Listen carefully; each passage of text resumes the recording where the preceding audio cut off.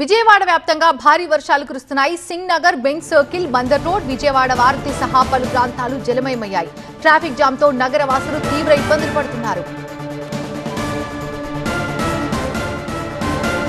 Polyclinic లో road ముంపుపై మా updates మా కరెస్పాండెంట్ క్రాంతి అందిస్తారు.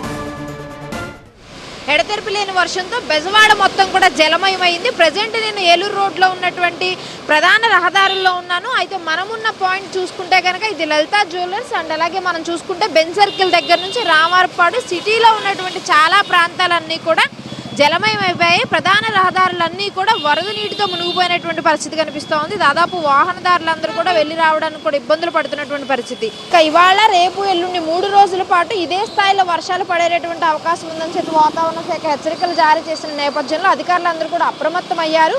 ప్రత్యేక కంట్రోల్ రూమ్ను కూడా ఏర్పాటు చేశారు. ఎక్కడా కూడా ఇబ్బంది పడకుండా ఎప్పటికప్పుడు ముందస్తు చర్యలు తీసుకుంటున్నప్పటికీ కూడా డ్రైన్స్లో ఉన్నటువంటి ఇష్యూస్తో వాటర్ రోడ్లపైకి వచ్చి నిలిచిపోతున్నటువంటి పరిస్థితి కనిపిస్తోంది. దాంతో వాహనదారులు ఇబ్బందులు పడుతున్నారు. సిటీ వ్యాప్తంగా కూడా చాలా పాయింట్లలో తీవ్రమైనటువంటి ట్రాఫిక్ జామ్ అయింది. వాహనదారులు సైతం వెళ్లేందుకు ఇబ్బందులు పడుతున్నటువంటి పరిస్థితి కనిపిస్తోంది. దాంతో రేపు మొత్తం జిల్లా వ్యాప్తంగా కూడా స్కూల్స్కి అన్ని ప్రైవేటు గవర్నమెంట్ స్కూల్స్కి సెలవు ప్రకటించారు. అండ్ అలాగే అధికారులందరూ కూడా ఫీల్డ్ వర్క్లో ఉండాలని సెలవులు రద్దు చేసినటువంటి పరిస్థితి కనిపిస్తోంది. మరోపక్క బుడమేరు పరిస్థితిని కూడా ఎప్పటికప్పుడు పర్యవేక్షిస్తున్నారు.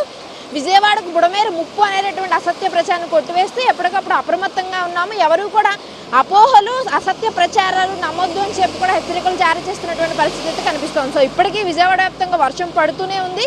లోతట్టు ప్రాంత ప్రజలను అప్రమత్తం చేసి కొంతమందిని పునరావాస కేంద్రాలకు వెళ్ళాలి అని చెప్పి కూడా ఇబ్బంది ఉన్న వాళ్ళకి అధికారులు ఆదేశాలు ఇచ్చినటువంటి పరిస్థితి అయితే క్లియర్గా కనిపిస్తోంది. కెమెరామ్యాన్ ఏ వెంకట్తో క్రాంతి, TV9 విజయవాడ నుంచి.